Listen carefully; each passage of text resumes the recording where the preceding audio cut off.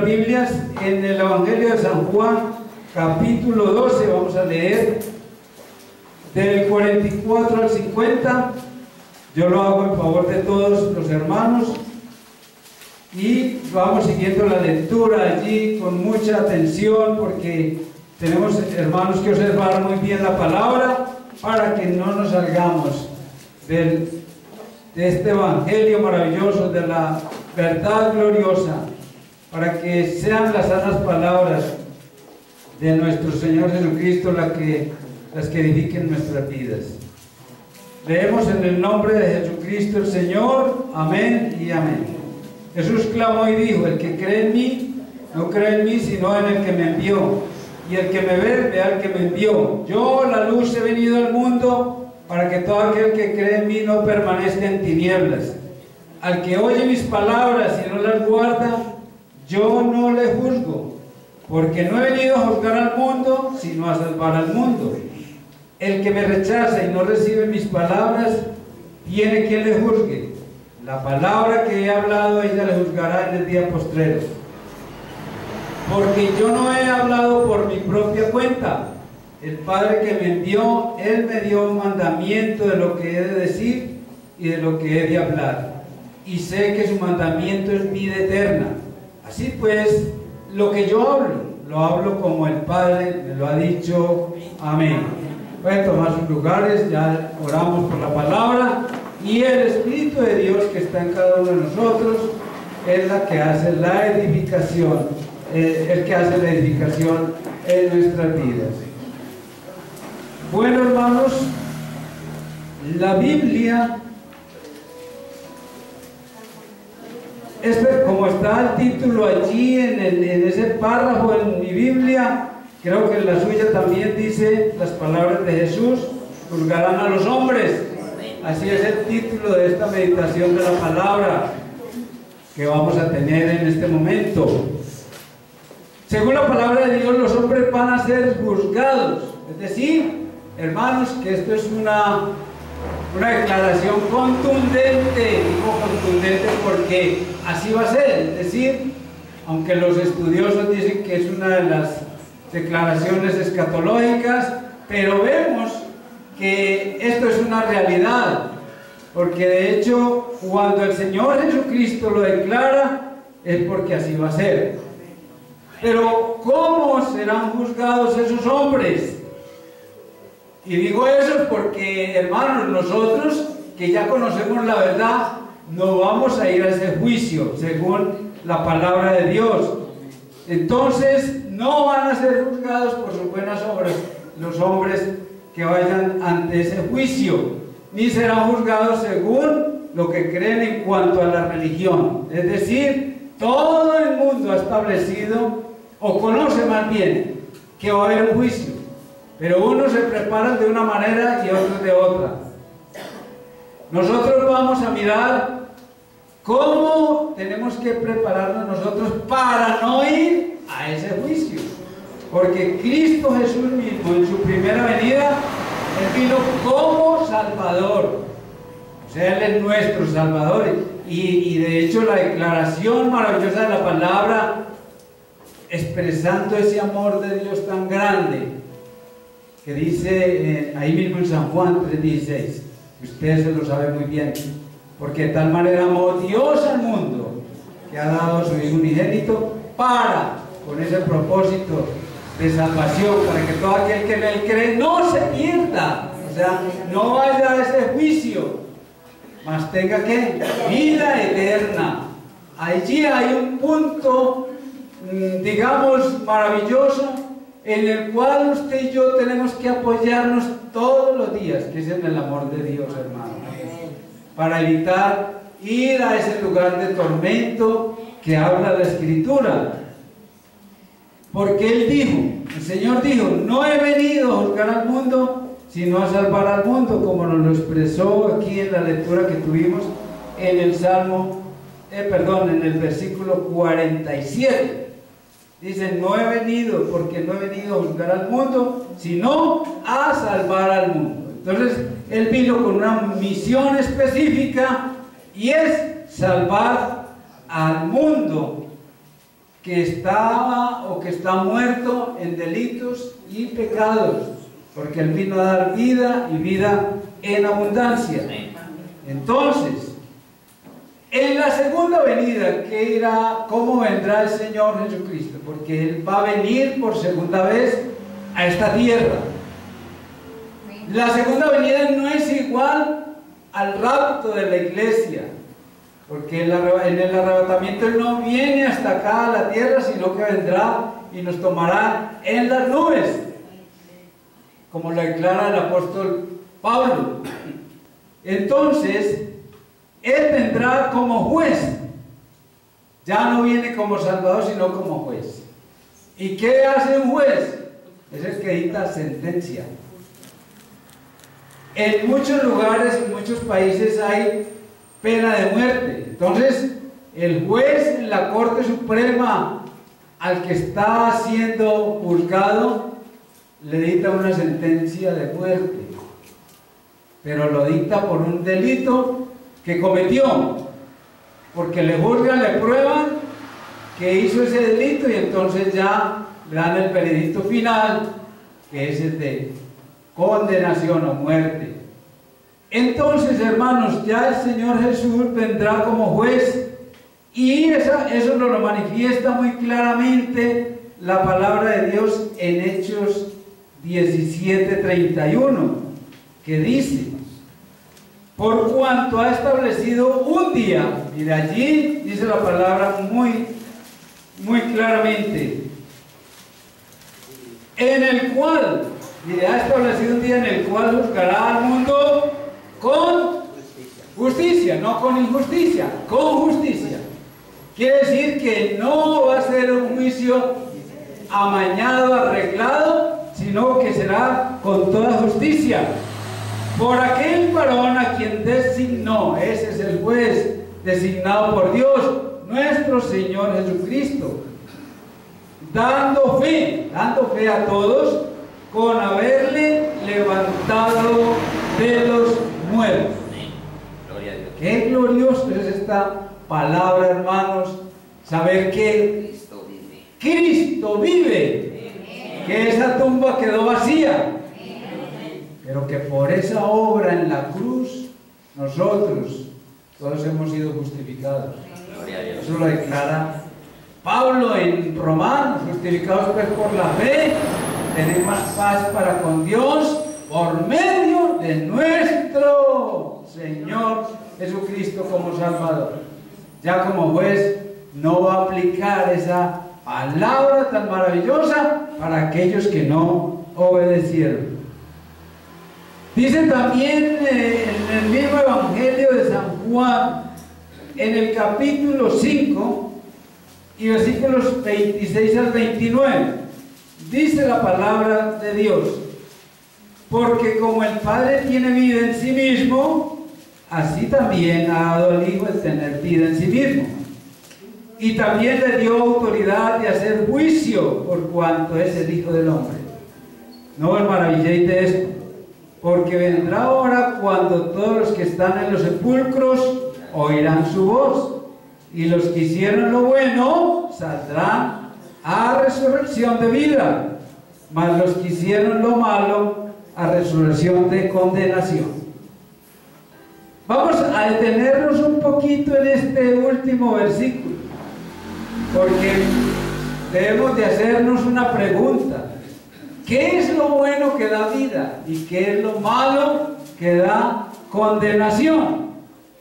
Es una pregunta que cada uno de nosotros, también de acuerdo a la Escritura, tenemos que saber responder.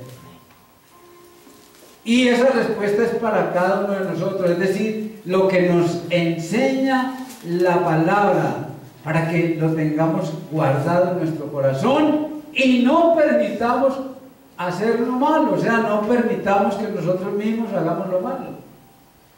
Pero usted y yo en este momento, solo Dios lo sabe, que estamos haciendo lo bueno. Pues visiblemente lo estamos haciendo, ¿o no?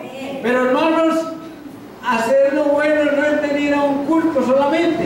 Vamos a mirar primeramente también este versículo 44 con el que iniciamos esta meditación, cuando dice, Jesús clamó y dijo, el que cree en mí, no cree en mí, sino en el que me envió.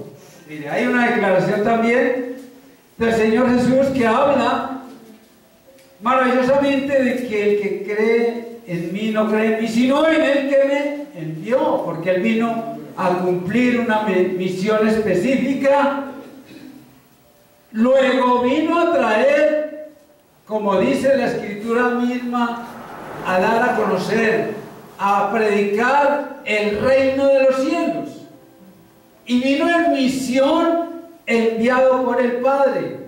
Entonces, lo que habló Jesús, como vamos a ver más adelante también, no lo habló por su propia cuenta, sino lo que el Padre le encomendó que hablara. Eso habló el Señor Jesucristo. Entonces, ¿qué es realmente lo bueno, digámoslo así? ¿Qué es lo bueno que da vida? También en San Juan 6, el versículo 28 y 29 dice, San Juan 6, entonces le dijeron, mire qué pregunta la que hacen aquí algunos de esos hombres que estaban escuchándole. ¿Qué debemos hacer para poner en práctica las obras de Dios? Respondió Jesús y les dijo, esta es la obra de Dios, que creáis en el que Él ha enviado. O sea, hermanos, que el Señor, Dios Todopoderoso y Padre Celestial, envió a su Hijo con una misión específica, pero que hay que creer en Él, en esa misión, y en el que estaba cumpliendo la misión. Pero el mismo Señor Jesucristo declara que el que cree en Él no ha creído en Él, sino en el que le envió. O sea que lo remite directamente a creer la palabra de Dios. Y mire, al creer la palabra de Dios, le está creyendo a Dios que la dio. Y en este caso, el Señor Jesucristo es un mensajero celestial, el único mensajero celestial. Es decir, el mensajero por excelencia, porque hay muchos ángeles que han cumplido una misión de parte de Dios en lugares o situaciones específicas, pero el mensaje del Evangelio es traído exclusivamente por la persona del Señor Jesucristo. Porque recordemos que en el Antiguo Testamento Él fue anunciado, pero vino el anunciado y, como dice el profeta, el deseado de las naciones, y vino a cumplir esa misión al pie de la letra, sin salirse un solo milímetro de lo que el Señor Dios, nuestro Dios Todopoderoso, le encomendó que dijera. Entonces, como dice la palabra aquí en el 29, dice, respondió Jesús y le dijo, esta es la obra de Dios, que creáis en el que Él ha enviado. Entonces, hermanos, miren que no se trata de hacer buenas obras, aunque hay que hacerlas. No estoy diciendo que no las hagan. Es decir, que las buenas obras que de corazón humano, desde luego, hagamos, eso no cuenta para la salvación. Usted dirá, ¿cómo así? Entonces no le vamos a dar a nadie nada. No, hermanos, no se trata de que, porque tenemos que ser misericordiosos. Nosotros tenemos que ser misericordiosos porque Él es misericordioso. Entonces, en la misericordia que hemos recibido de Él, nosotros damos. Y entendemos que el dar también trae bendición, porque eso dice la Escritura. Precisamente cuando damos para la obra, dice el Señor que Dios bendice al dador, ama y bendice al dador alegre. Pero muchos en el mundo, hablemos ya del conglomerado general, es que dicen que lo único bueno que se llevan son las buenas obras, hermanos. Van más perdidos que embolatados, sí. Van más perdidos que embolatados. Porque por las buenas obras no se salva a nadie. El mismo apóstol Pablo declaró en Efesios 2: porque por gracia sois salvos por medio de la fe. Y esto no de vosotros, pues es don de Dios. Mire que todo viene de Dios. No por obras, para que nadie se gloríe. Porque entonces, ¿cuál es la obra material? Porque a eso se refiere. De hecho, una obra material tiene que salir también del corazón. Pero ¿cuántas cosas puede dar una persona que tiene en realidad mucho dinero? ¿O cuántas cosas no da pudiendo darlas? Entonces eso tiene que salir del corazón. Y cuando no las da, también está en el corazón, porque está en un corazón ¿qué? Malo. En un corazón duro. Que es un hombre ¿qué? Avariento. Codicioso. Que no da nada. Pero muchos son dadivosos y dan para lo material, pero creen que eso les va a dar salvación, y no es así. Entonces tenemos que ser muy equilibrados en cuanto a todas estas cosas, porque yo sé y entiendo que un hijo de Dios no tiene por qué ir a mendigarle a nadie. Un verdadero hijo de Dios no le mendiga a nadie, le remite al Señor su necesidad. Pero un hijo de Dios tampoco le niega nada a nadie, porque el Señor dice: dad y se os dará. Primeramente el amor, que es referente al amor. Primeramente porque yo tengo que dar amor, porque Dios es amor. Y si soy un hijo de Dios, tengo que dar amor. Pero de ahí lo material se vuelve nada en nuestras vidas, hermanos, porque no nos podemos apegar a nada en esta tierra. A nada de lo material. Entonces, la obra de Dios es que creáis en el Hijo de Dios, en el que Él ha enviado. Esa es la obra. Entonces, esa es la buena obra, o lo bueno que hay que hacer, que es la obra de Dios, que creamos en Jesucristo, en el que Él ha enviado. ¿Y qué es lo malo que da condenación entonces? Vamos a leer en Juan 5:24, una hojita antes.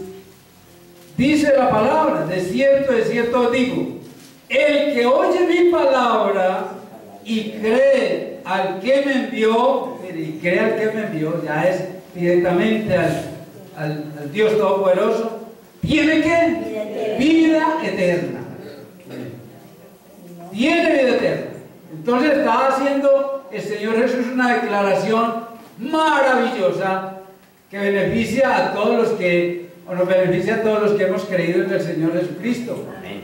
Y de hecho hemos creído a Dios. Entonces, y no vendrá la condenación, mas ha pasado de muerte a vida. Entonces, lo contrario de ese versículo sería no creerle a Dios. O sea, oír la palabra y no creer al que le envió, hermanos. Porque muchos han escuchado la palabra y la desechan. Entonces, es lo contrario a ese versículo 24. Luego no están creyendo ¿a quién? A Dios.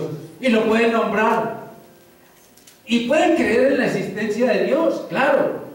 Muchos que hemos conocido dicen creer en Dios, pero no aceptan el Evangelio, no aceptan a Jesucristo, no aceptan que les hablemos de la palabra de Dios. Entonces están haciendo lo contrario a lo que dice este versículo 24. Luego, entonces, ¿van a qué? Siguen en muerte, nunca han pasado a la vida, sino que siguen en muerte. Y de hecho entonces, esto no es un creer intelectual. Por eso les decía que muchos creen en Dios y no reciben el Evangelio. Entonces no se trata de creer intelectualmente o por la mente solamente en Dios. Ah, no, sí, yo creo en Dios. ¿Y quién es Dios? No, el que hizo todo esto. Va muy bien. Pero no acepto su palabra, no recibo a Cristo como mi único y suficiente Salvador. Entonces, no ha creído en la palabra de Dios. Que a Dios no se recibe intelectualmente, a Dios se recibe con el corazón. Amén. Luego la mente está doblegada a un corazón sincero que acepta y recibe la palabra. Porque cuando la palabra se recibe con el corazón, yo no la razono para nada, hermano. La creo firmemente y la guardo. La guardo es para obedecerla, para creerla, para darla a conocer a otros, para dar testimonio de la verdad. Dice también entonces la palabra, y el que me ve, ve al que me envió, en el 45, versículo 45 de la porción de San Juan 12, 45, dice, y el que me ve, ve al que me envió. Mire, una declaración maravillosa, en el cual, como dice el 44, el que cree en mí, entonces yo tengo que creer ¿para qué? Para ver, hermano. Yo tengo que creer para ver. No tengo que ver para creer, sino creer para ver. Por eso dice, y el que me ve, ve al que me envió. Y nos lo refiere muy claramente también el mismo apóstol San Juan en el 14, 8 y 9, en la pregunta que le hace uno de sus discípulos al Señor. Dice, Felipe le dijo, Señor, muéstranos al Padre y nos basta. Jesús le dijo, tanto tiempo hace que estoy con vosotros y no me has conocido, Felipe. El que me ve, el que me ha visto, el que me ha visto a mí. Hay como una especie de redundancia. El que me ha visto a mí, ha visto al Padre. ¿Y cómo pues dices tú, muéstranos al Padre? Mire, el que me ha visto a mí, ha visto al Padre. ¿Cómo pues dices tú, muéstranos al Padre? Porque el Señor le dice, tanto tiempo hace que estoy con vosotros y no me has conocido, Felipe. Entonces Cristo es la imagen misma del Padre. Entonces el que ve, cuando vemos a Cristo, estamos viendo a Dios. Eso es lo que me acaba de decir el versículo 45. El que me ve, ve al que me envió. Pero ¿cómo lo estamos viendo? Lo estamos viendo por los ojos de la fe.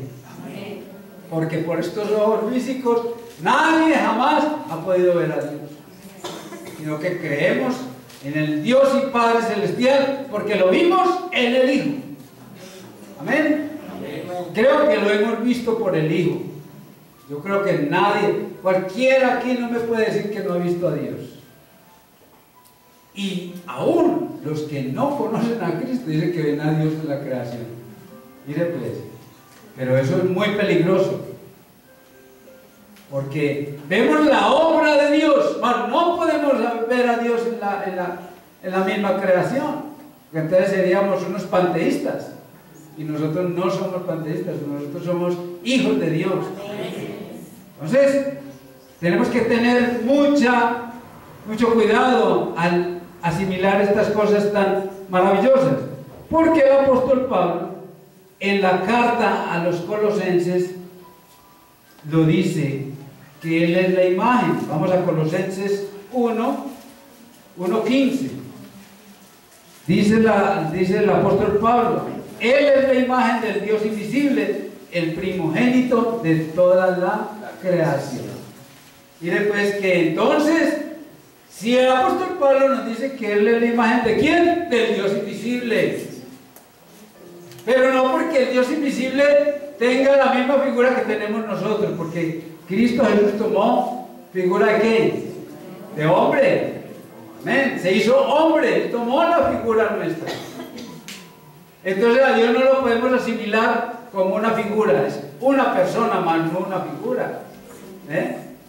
Y Él es espíritu. Entonces el Dios maravilloso se ha manifestado a nosotros por medio de su Hijo, que tomó forma de hombre, que se hizo carne y habitó entre nosotros, que no podía habitar de otra manera, hermano, para podernos, ¿qué? Salvar, darnos salvación y vida eterna. Sigue diciendo el Señor Jesús: yo, la luz, he venido al mundo para que todo aquel que cree en mí no permanezca en tinieblas. Miren que la luz, que es Jesús, vino al mundo para creer y salir de las tinieblas, porque nosotros, hermanos, no podemos permanecer en las tinieblas. Todo aquel que ve la luz sale de esas tinieblas y permanece ¿en dónde? En la luz. Entonces, nosotros estamos permaneciendo en la luz, no en las tinieblas. San Juan 8:12 nos dice de la siguiente manera: otra vez Jesús les habló diciendo: yo soy la luz del mundo. El que me sigue no andará en tinieblas, sino que tendrá la luz de la vida. Hermanos, la luz de la vida es Cristo el Señor. Luego entonces, Él es el que ilumina nuestro camino por este mundo.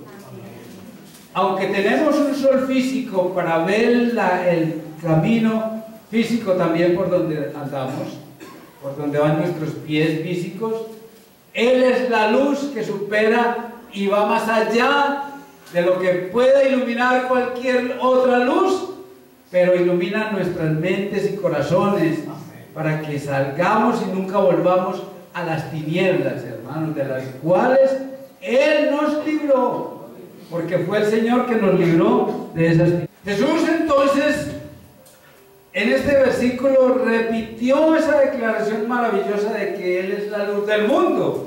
En este mismo evangelio, precisamente, está el hecho en el cual, allá en el capítulo 9, donde Él le abrió los ojos a un ciego de nacimiento. Y cuando lea usted el capítulo en la casa, va a ver que este ciego de nacimiento recibió tal luz, más que los mismos fariseos que conocían la palabra. Ellos conocían la ley, es la palabra de Dios, la ley es la palabra de Dios. Claro. Y ellos, los fariseos, conocían muy bien la palabra, la ley, pero este ciego, cuando Jesús le abrió los ojos, tuvo más luz que todos los fariseos, porque Él vio más allá de lo que ellos veían, porque Él fue iluminado por esa luz maravillosa al recibir esa sanidad. Porque Él dijo, pues el que me parece que es profeta. Recuerden que cuando le preguntaron quién era ese que le abrió los ojos, o el mismo Señor le pregunta, me parece que eres profeta. Y Él luego declara que Él es el Señor. O sea, lo declaró adorándole, porque Él le adoró. Él le adoró, entonces vio mucho más allá de la luz, de la visión física, digámoslo así, vio mucho más allá, o sea que vio realmente la luz. Y yo creo que usted y yo, que hemos recibido al Señor Jesucristo en nuestros corazones, también tenemos esa luz, hermanos, porque ya vamos apuntando más allá. Es más, nosotros tenemos la luz suficiente para tener nuestra mirada fija en aquel que es el autor y consumador de la vida, en nuestro Señor Jesucristo. Porque con estos ojos físicos miramos por dónde vamos, pero con los espirituales lo estamos viendo a Él. Y no podemos desenfocarnos de esa visión, sino permanecer en la visión del Hijo de Dios. Porque Él se nos ha revelado a nosotros. Desde luego entonces Él abrirá los ojos a cualquier persona que esté dispuesta a admitir que es ciega espiritualmente y que necesita la luz de la vida, que es Cristo el Señor, como nos lo dice en el 8:12 que leímos. Otra vez Jesús les habló diciendo: yo soy la luz del mundo, el que me sigue no andará en tinieblas, sino que tendrá la luz de la vida. Todos anduvimos en esa ceguera espiritual antes de conocer al Señor Jesucristo, hasta que vino la luz a nuestras vidas.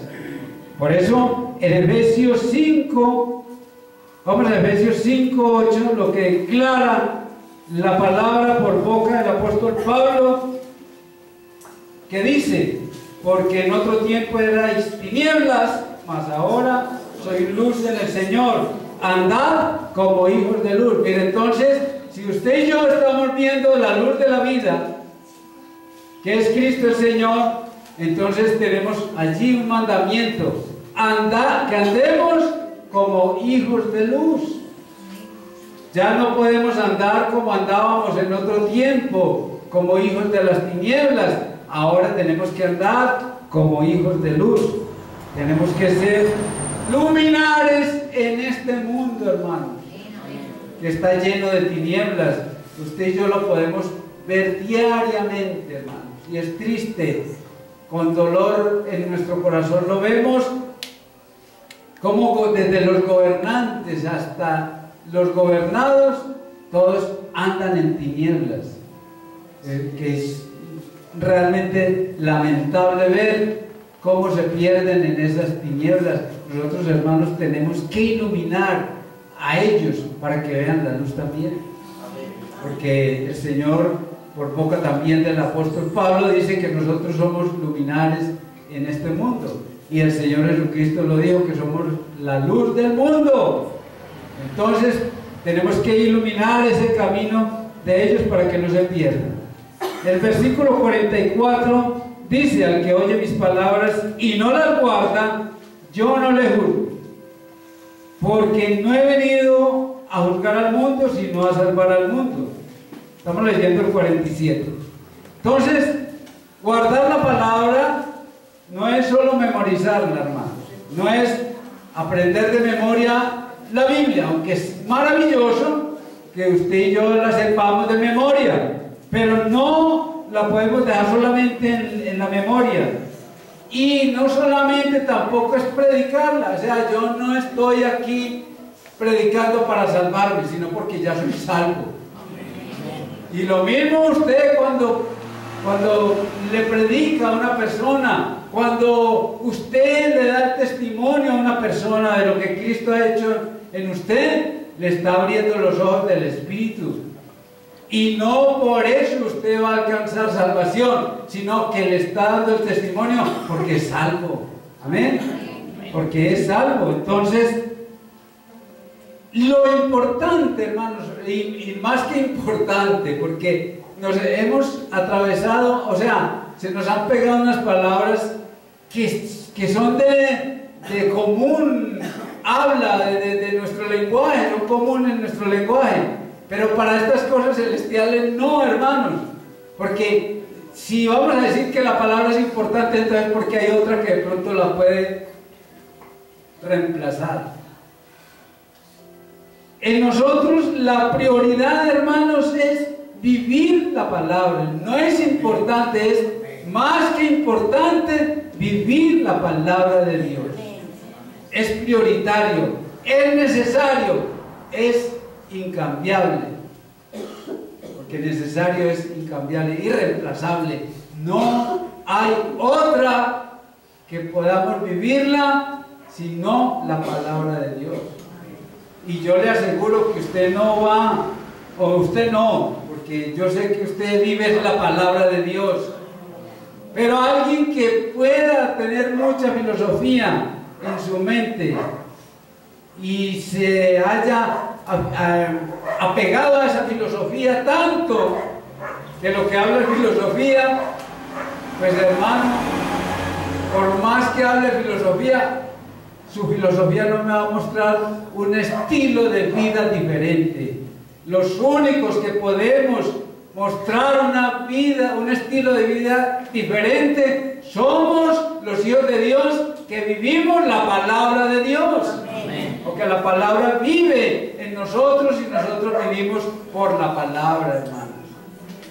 No hay otra forma. Usted ve mucha gente, y en toda esa gente que usted ve diario hay intelectuales, hay gente que sabe muchas cosas, muchas actividades, artes, muchas disciplinas, pero usted ve gente común y corriente, y solamente cuando le expresan yo soy filósofo, yo soy doctor, se viene usted a dar cuenta de que es un doctorado o una persona, un artista o lo que sea. Pero en nosotros se tiene que reflejar la luz, hermano. La luz de Cristo tiene que reflejarse a través de nosotros. ¿Amén?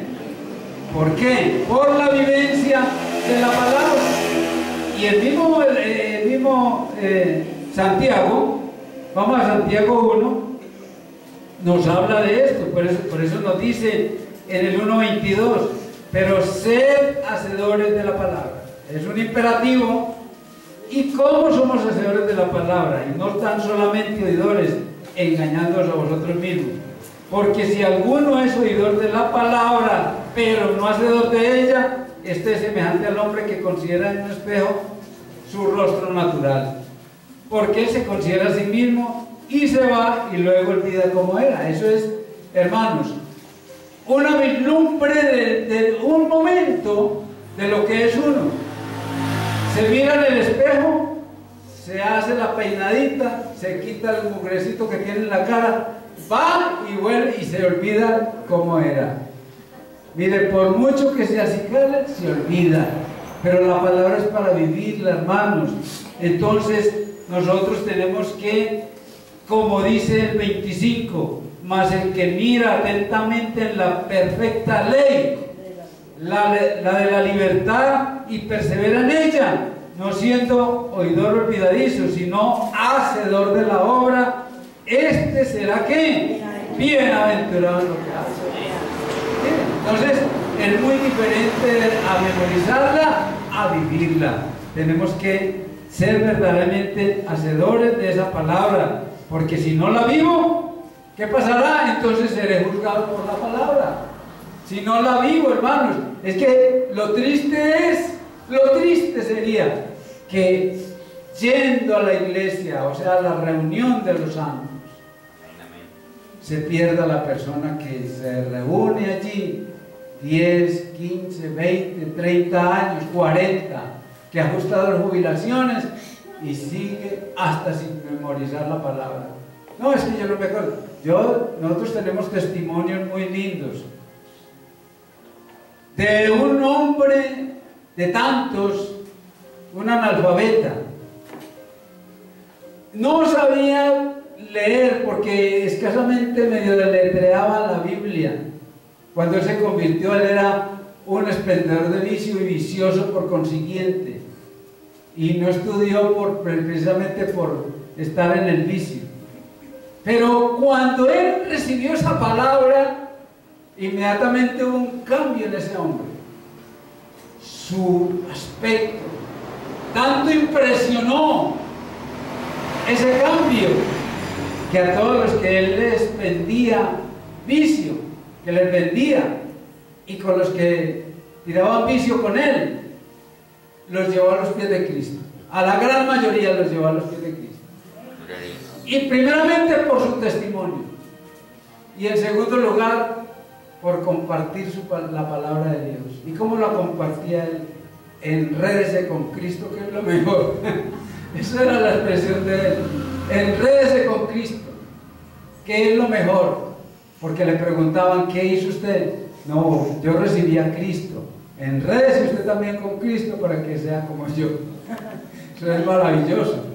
Y llevó mucha gente a los pies de Cristo, hermanos, en esa forma tan maravillosa. Mire, ¿por qué? Porque él reflejaba a Cristo, o lo refleja porque todavía vive. Entonces, hermanos, así tenemos que ser nosotros, luminares, que vivamos esta palabra, hermanos, porque si no la vivimos, entonces seremos juzgados. El que me rechaza Dice la palabra en el 48, el que me rechaza y no recibe mis palabras, tiene quien le juzgue. Ahí viene ya la cuestión del asunto del juicio, porque dice en la segunda parte de ese versículo, la palabra que he hablado, ella le juzgará en el día postrero. Miren que ahí ya vemos el real juicio de Dios sobre los hombres, porque esto no es para usted y para mí. Creo yo que usted y yo estamos viviendo esa palabra. Desde luego no la hemos rechazado, por eso estamos aquí, porque el Espíritu Santo hoy nos reunió a todos aquí, porque usted, yo sé que usted en su corazón no rechaza esta palabra, no rechaza a Cristo, que es la palabra encarnada. Entonces, para usted y para mí no es este juicio, hermanos, pero el que rechaza, dice, el que me rechaza y no recibe mis palabras, tiene quien le juzgue.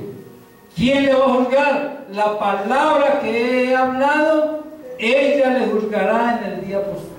Qué tristeza, qué dolor para aquellos que muchos días estuvieron en la iglesia, hombres y mujeres, unos por un motivo, otros por otro, dejaron, sin motivo. O sea, yo digo motivo, expresando ellos el motivo. No hay motivo, hermanos, para dejar a Cristo.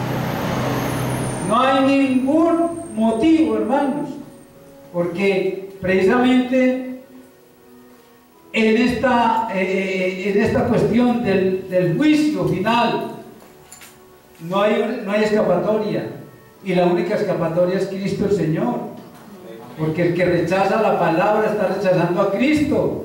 Entonces la palabra lo va a juzgar, porque en Hechos 17, mire lo que predicaban los apóstoles. Hechos 17:31, dice la palabra: por cuanto ha establecido un día. ¿Quién lo estableció? Dios, en el cual juzgará al mundo con justicia por aquel varón a quien designó, dando fe a todos con haberle levantado de los muertos.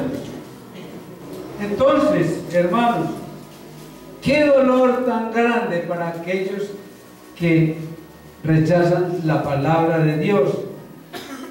Y el mismo apóstol Pablo en Romanos, es un versículo que parece estar como escondidito allí, pero que el Señor quiere que lo entendamos muy bien. En el 2:16 dice: en el día en que Dios juzgará por Jesucristo los secretos de los hombres conforme a mi evangelio. Entonces, mire que el juicio va a ser por la palabra. Y algún día vamos a hablar de ese juicio final, no porque tengamos temor, porque ya el perfecto amor echa fuera el temor. ¿El temor de qué? De la condenación. Porque si el perfecto amor está en usted, amén, amén. Gracias, pastor, está en usted. ¿Quién más? La hermana Lina. Si el perfecto amor está en usted, jamás seremos condenados, porque ya no tenemos temor, hermano, a la muerte ni al juicio, porque Él habita en nuestros corazones. Amén. Entonces, vuelvo y leo el versículo de Romanos 2:16. En el día en que Dios juzgará por Jesucristo los secretos de los hombres conforme a mi evangelio. Entonces es la palabra, se sigue sosteniendo, porque no existe ninguna disculpa, hermanos, para librarse del juicio del día postrero. Allá no ve, señores, que me pusieron tropiezo. ¿Cuál? Ahí no vale el tropiezo, hermanos, que es lo que muchos han invocado. ¿Por qué han invocado eso?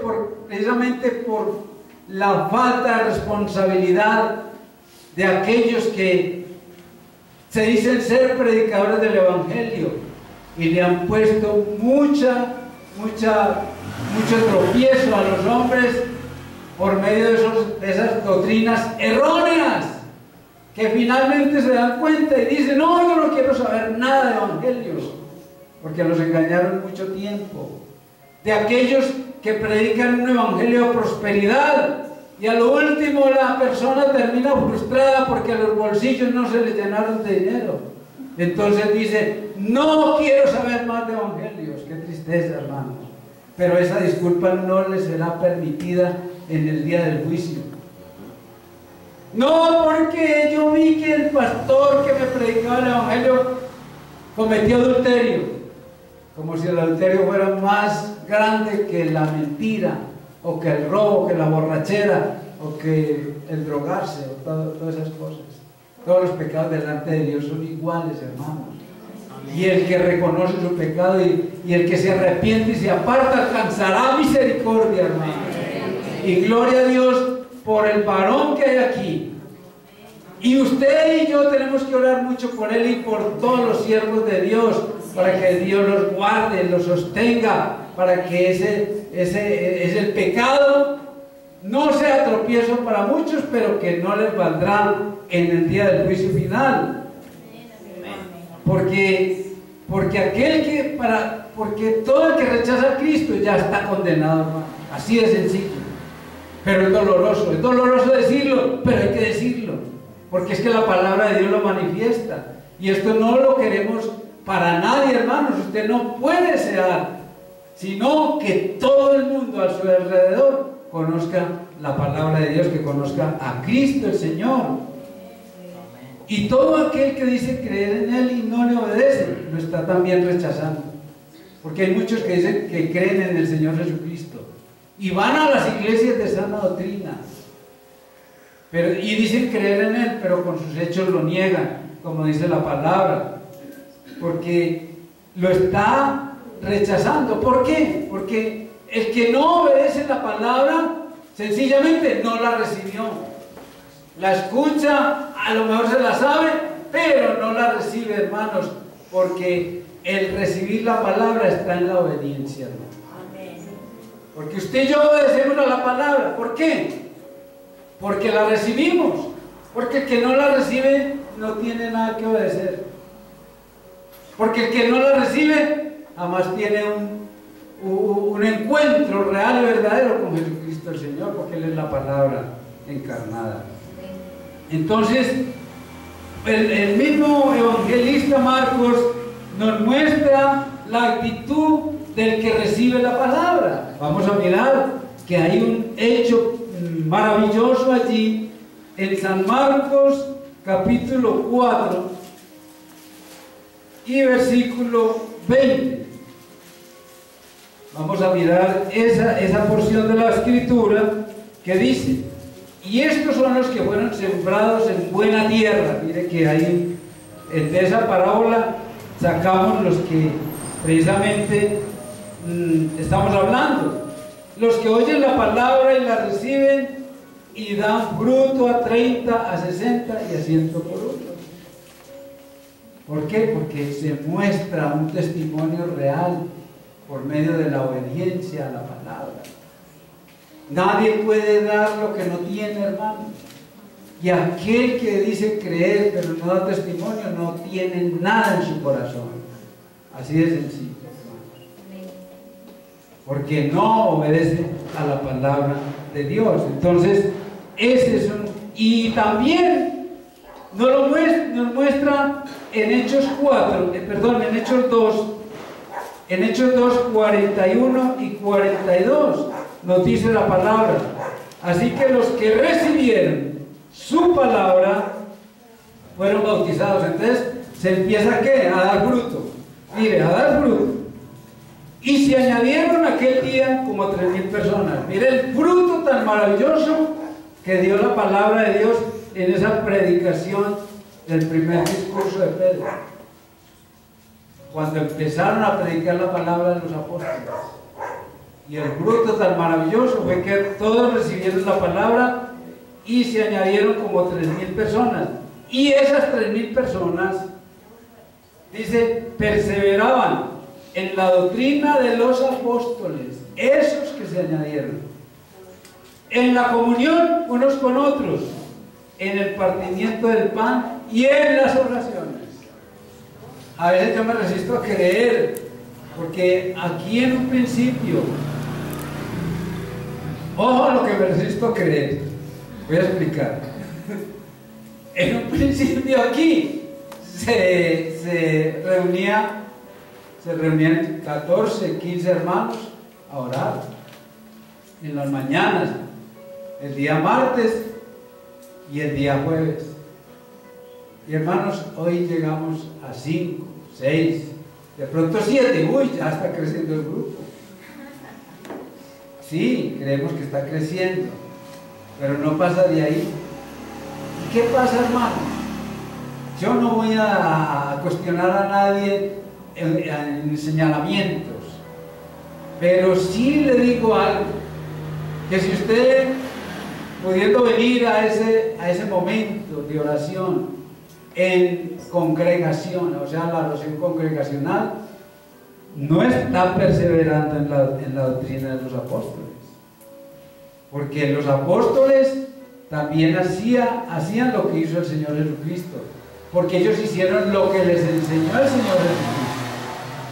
¿Y qué les enseñó el Señor Jesucristo? A orar. Y los apóstoles oraban. Y eso nos lo muestra el libro de los Hechos. Y él dice, y hay un dicho en la iglesia que dice que el poder del cristiano está en la oración. Entonces nosotros no podemos rechazar la oración.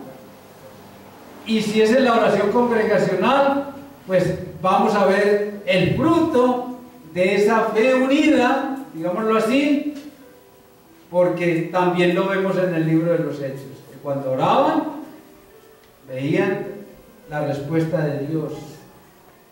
¿Y cómo vamos a esperar respuesta de Dios si no oramos, hermanos?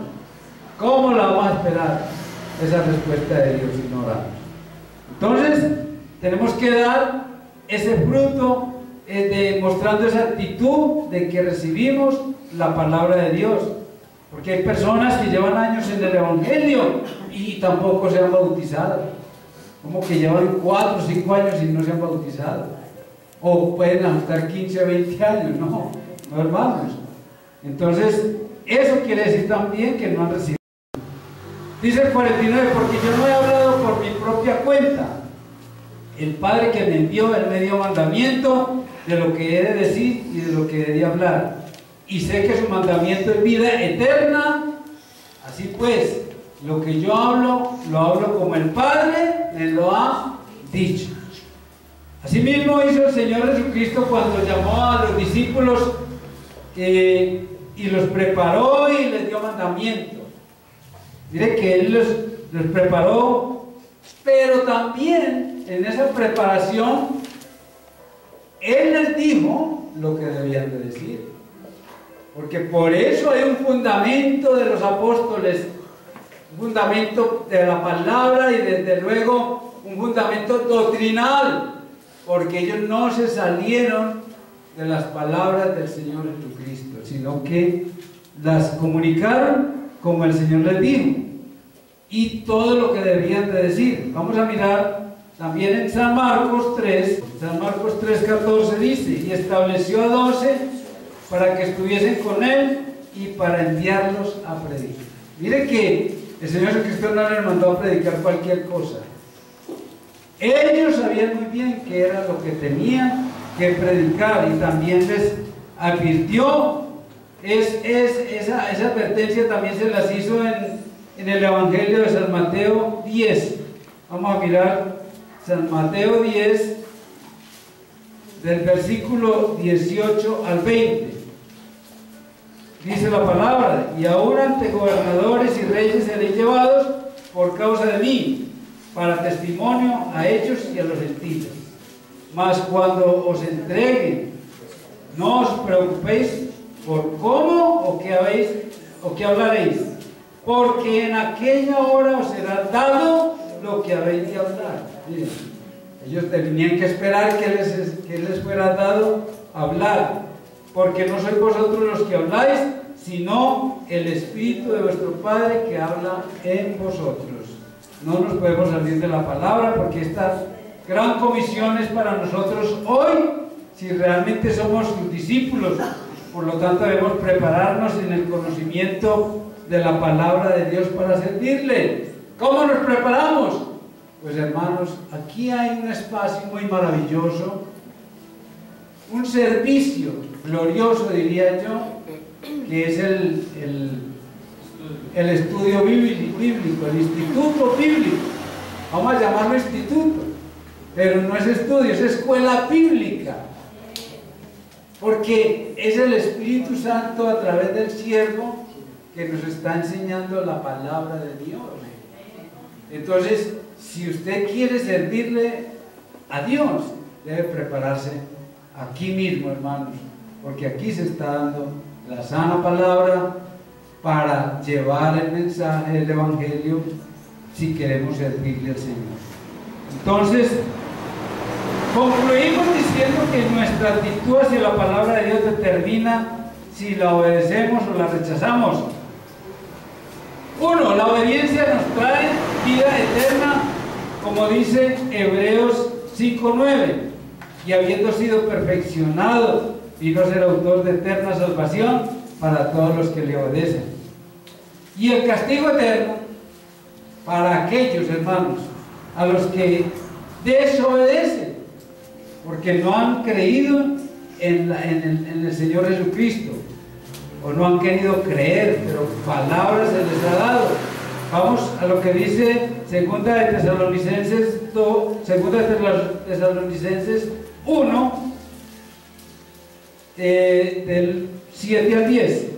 Dice: y a vosotros que sois atribulados, daros reposo por nosotros, cuando se manifieste el Señor Jesús desde el cielo con los ángeles de su poder, en llama de fuego, para dar retribución a los que no conocieron a Dios, ni obedecen al Evangelio de nuestro Señor Jesucristo, los cuales sufrirán pena de eterna perdición, excluidos de la presencia del Señor y de la gloria de su poder, cuando vengan aquel día para ser glorificados sus santos y ser admirados en todos los que creyeron, por cuanto nuestro testimonio ha sido creído entre vosotros.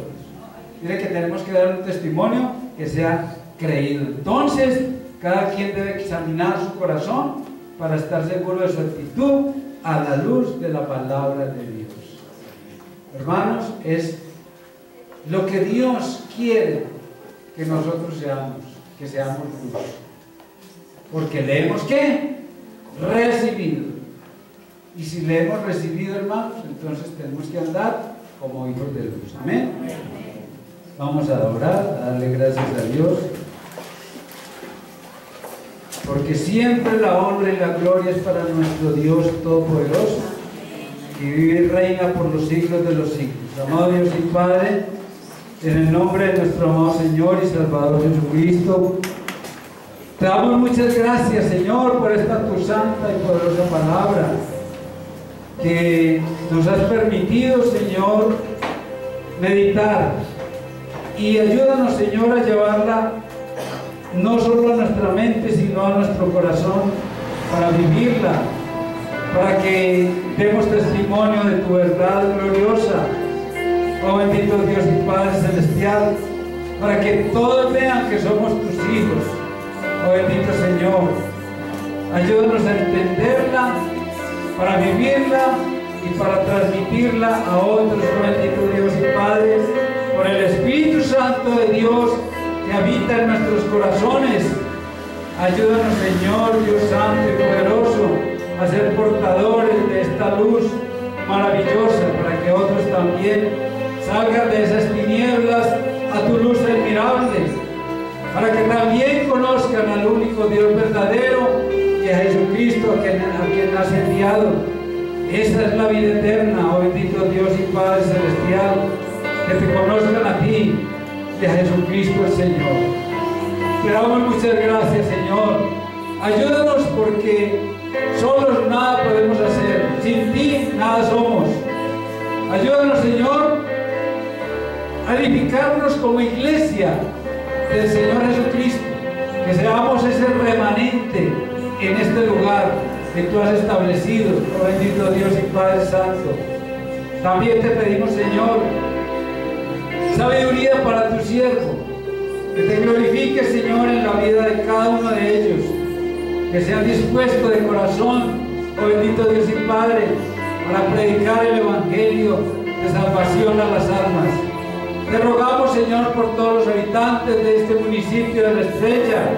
Glorifícate, Señor, en sus vidas, y que todos los que escuchen esta palabra, Señor, lleguen al conocimiento de la verdad.